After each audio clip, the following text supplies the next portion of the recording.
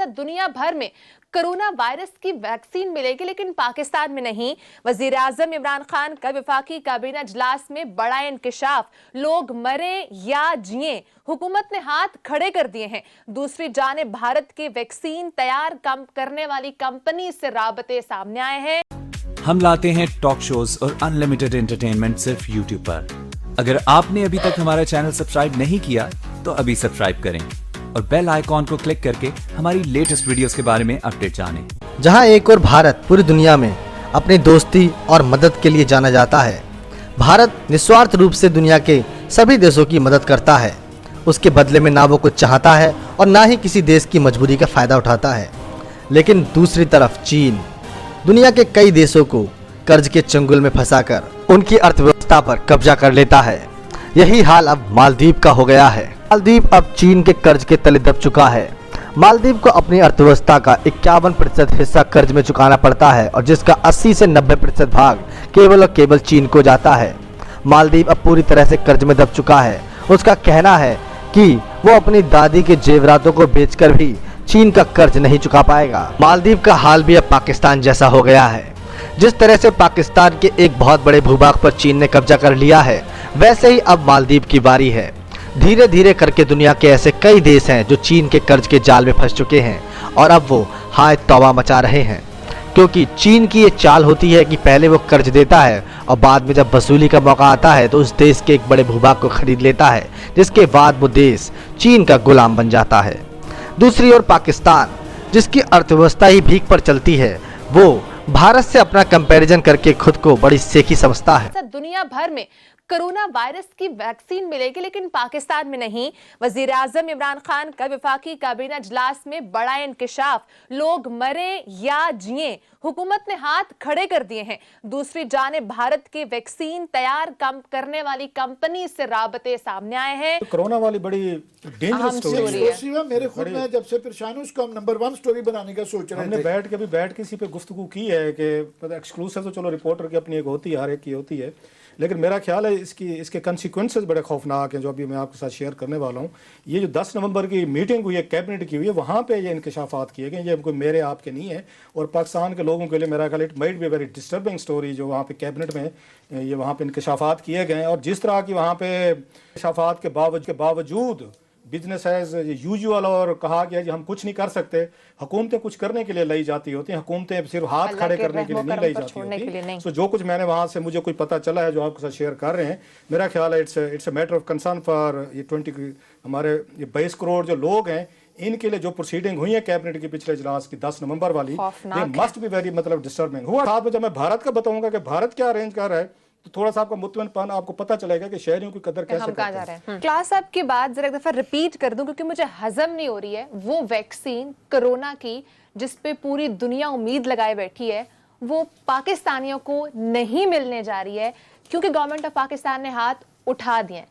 मैं सही कह रही हूँ क्लास साहब? बिल्कुल सही कह रही हैं। और इंडिया क्या कर रहा है? इंडिया क्या कर रहा है? अब उसकी करेंगे जो इनके वजीर भी कल पे आके ट्वीट भी करेंगे और हमें समझाएंगे कि भाई साहब हम थर्ड वर्ल्ड के कंट्रीज हैं, लिहाजा हम कहाँ पे 80 दर्जे की ये वैक्सीन को वो पहले से लोगों को कैल कर ले। यहाँ पे आपको पता अल्लाह तवक्कुल बड़ी चलती है, इसलिए वो कैल हो भी जाएगी 22 करोड़ के बाद। वैसे मैं क्लैरिफाई कर दूं कि ये कोई इतना बड़ा इशू नहीं है। ये जिन्होंने कैबिनेट में अगर बना दिया है, इशू नहीं है कि न्यूक्लियर कंट्री जो है वो इसको स्टोर नहीं कर सकता। अब इन्होंने तो खड़ दिए हैं, अल्लाह जाने तो उसके बाद अवाम जाने, अल्लाह तवक्कुल पे छोड़ दिया, खत्म होगी बहस वहाँ पे। इंडिया क्या कर रहे हैं सर? थोड़ी सी मैं रिसर्च डाली अगेन, क्योंकि हम सारी चीज़ें इंडिया के साथ मैच करते हैं, मुकाबला डालते हैं। इंडिया ने ये किया तो हमने ये किया, वो कहते हैं पाकिस्तान ने ये किया तो हमने किया।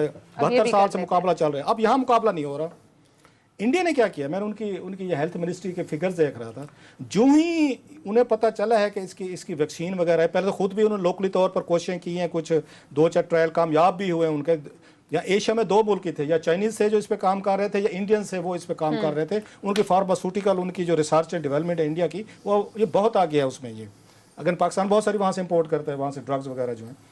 अब उन्होंने कहा है कि हमने उस कंपनी से रब्ता किया है जिस कंपनी ने ये ड्रग्स बनाई है, वैक्सीन बनाई दोनों है, कंपनी से हमें उनकी जानों की फिक्र है।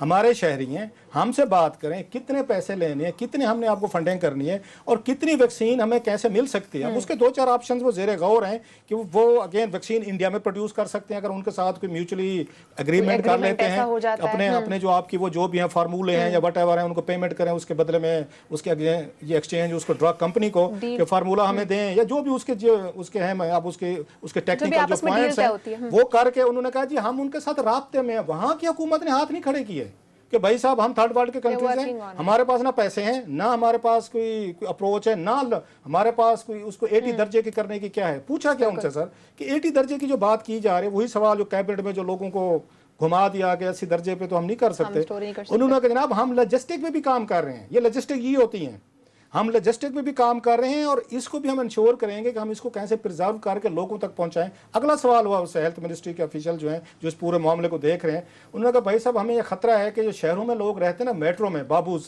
हमारी तरह के टाई कोट पहने जो अफोर्ड कर सकते हैं, आप इनको पहले लगाएंगे, आप वैक्सीन देंगे और जो गरीब गुरबत जो है स्लम्स में रहते हैं, देहातों में रहते हैं, उनका क्या बंदोबस्त होगा। यह कि रियासत जो है वो अपने शहरों के दरमियान इम्तियाज नहीं करती।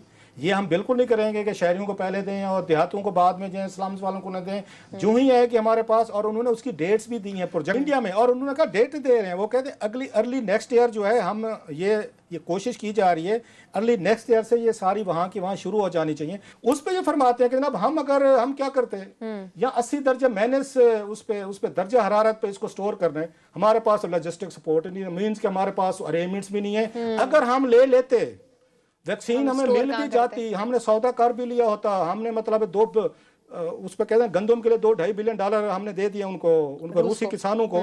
इंसानों की जान बचाने के लिए हमने $2-2.5 बिलियन की इन्वेस्टमेंट नहीं की कि जहाँ 22 करोड़ लोग रहते हैं यहाँ पे। अगर वो हम कर भी लेते तो फायदा कोई नहीं था। क्यों नहीं फायदा था? ये कैबिनेट में सुने, ये कैबिनेट की गुफ्तगू हो रही है। उन लोगों का फायदा इसलिए नहीं था कि हमारे पास स्टोरेज की वो नहीं है, हमारे पास लॉजिस्टिक नहीं है, हमारे पास इक्विपमेंट्स भी नहीं है, कोई मीन नहीं है स्टोर करने का। एंड क्या हुआ मेरे साहब, कहानी लंबी होगी जरा। उसके बाद तमाम ने कहा, उन्होंने कहा जी इसका फिर क्या हल है। उसके बाद सारे मुतमईन हुए, एक ही हल निकाला गया जिसकी तकरीर आज इमरान खान साहब ने की है। सोशल डिस्टेंसिंग करें, हाथ ना मिलाएं, फंक्शन मत करें, मास्क पहने। ये 22 करोड़ पाकिस्तानी के लिए ये मैसेज आया है कैबिनेट के हाईएस्ट फोरम से। 1 साल से हम फंसे हुए हैं, पूरी दुनिया ये अप्रोचेस कर रही है, कोई आके अपने अरेंजमेंट्स करने की कोशिश कर रही है। मीनवेल में मैंने बैठ के जब ये चीज़ें देखी, उन्होंने कहा कि हम आपको कुछ नहीं कर सकते। वो कहना कि कहते हैं जागते रहना, साढ़े देना रहना। तो दोस्तों ये थी आज की वीडियो। आपकी वीडियो कैसी लगी प्लीज़ से लाइक कीजिए, शेयर कीजिए, सब्सक्राइब करना ना भूलिए आपके चैनल EFC to Z को। और हाँ, पाकिस्तान और चीन के बारे में कमेंट्स करते रहिए। जय हिंद, वंदे मातरम।